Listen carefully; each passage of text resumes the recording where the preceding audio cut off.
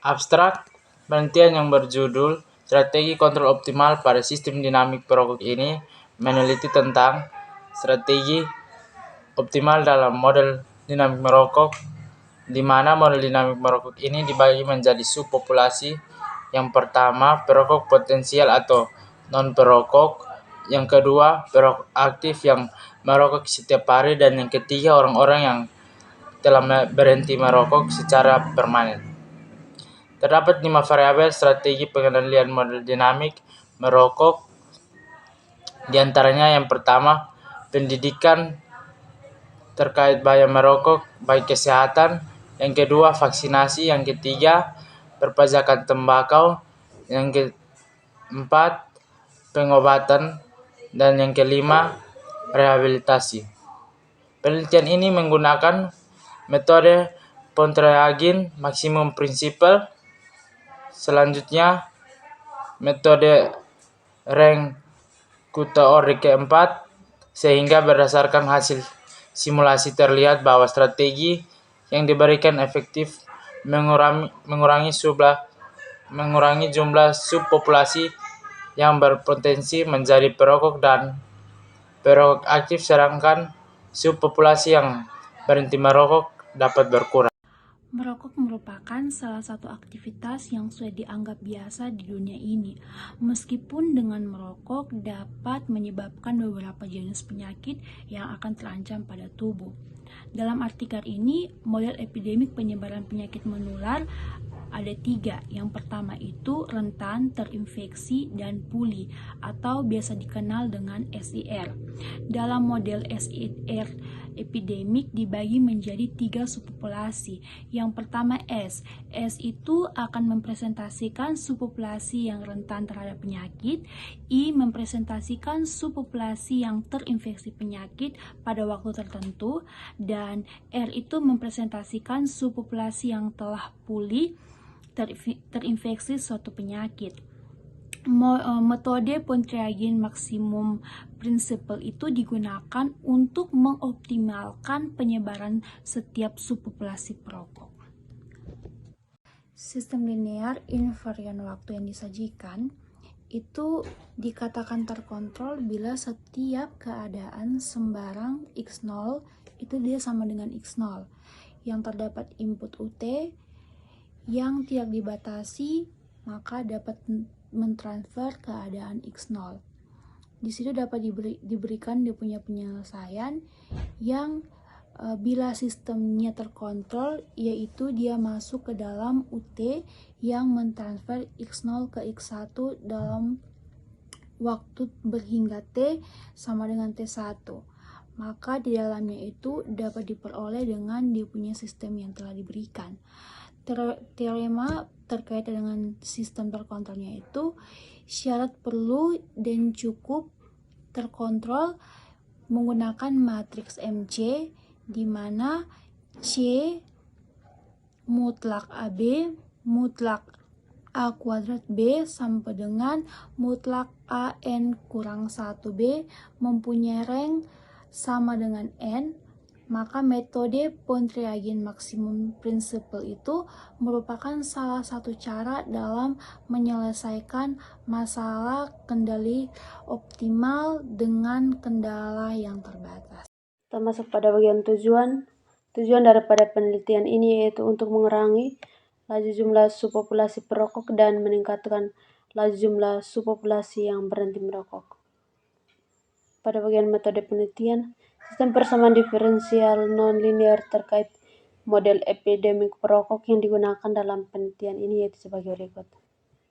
dpt per dt sama dengan mu nt kurang dengan mu pt kurang dengan alfa pt tt per dengan nt, di mana P0 sama dengan P0 besar sama dengan 0.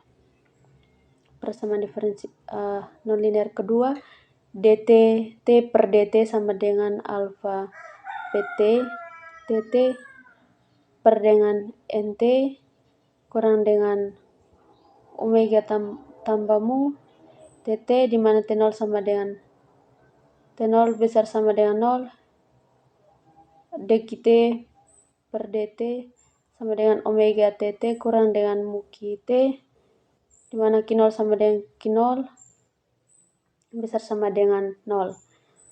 Model kontrol optimal yang digunakan dalam penelitian ini yaitu Pontryagin Maximum Principle. Kita masuk pada hasil dan pembahasan. Model matematika Prokok setelah ditambahkan variabel kontrol menjadi sebagai berikut. dpt per dt sama dengan mu nt sesuai dengan persamaan nonlinear sebelumnya, kurang dengan mu dikali dengan mu tambah dengan variabel kontrol U1. U1 itu sebagai kampanye anti rokok, itulah variabel kontrol untuk U1. U2 itu vaksinasi. U3 itu peningkatan pajak tembakau. Nah, setelah dimasukkan variabel kontrol ini dikali dengan PT kurang dengan alfa PT TT per dengan NT. Hasil simulasinya akan dilihat pada grafik selanjutnya. Kemudian sistem nonlinear yang kedua tuh dtt per dt sama dengan alfa pt tt per nt kurang dengan omega tambah mu tambah dengan U4 dan U5. Nah, U4 dan U5 ini U4 itu pengobatan, variabel kontrol dari U4 pengobatan, dan U5 itu rehabilitasi dikali dengan TT. Hasil simulasinya akan terlihat pada grafik yang ketiga. Kemudian sistem persamaan nonlinear yang ketiga itu dkt per dt sama dengan omega tt kurang dengan mu kt tambah dengan variabel kontrol dari semuanya U1, U2, U3, U4, dan U5. Sehingga omega tt kurang dengan mu kt tambah dengan U1 tambah U2 tambah U3 dikali dengan pt tambah dengan U4 dan U5 dikali dengan T besar T kecil.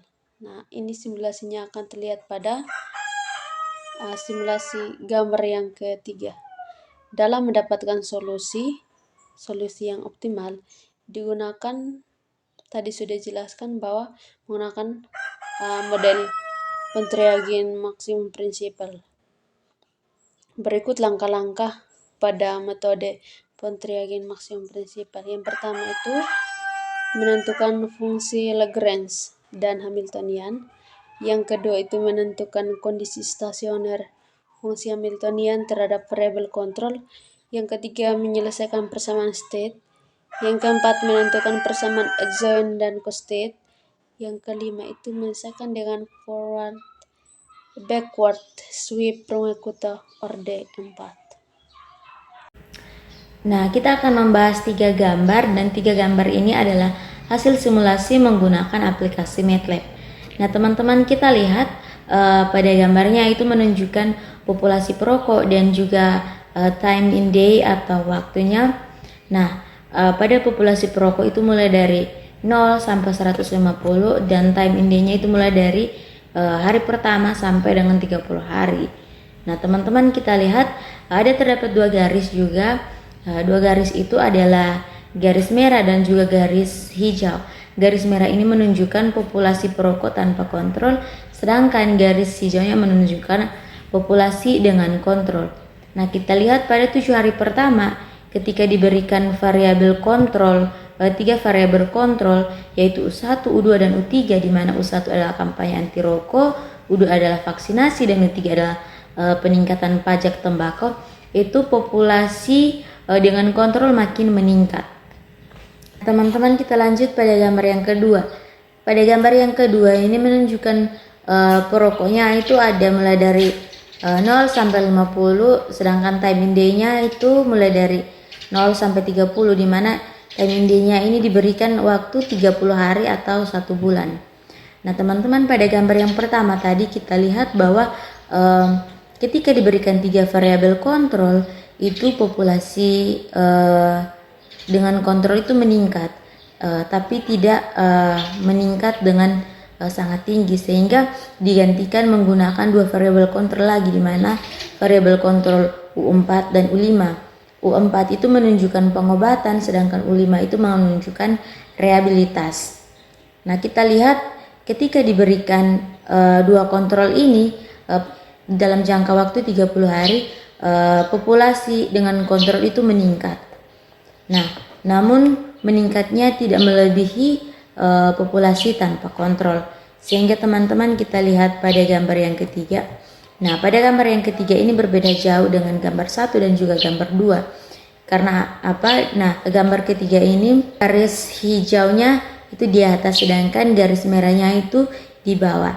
Nah, ini dikarenakan apa? Dikarenakan diberikan 5 variabel kontrol sekaligus, yaitu U1, U2, U3, U4, dan U5, sehingga populasi dengan kontrol itu makin meningkat, sedangkan populasi perokok tanpa kontrol itu mulai menurun.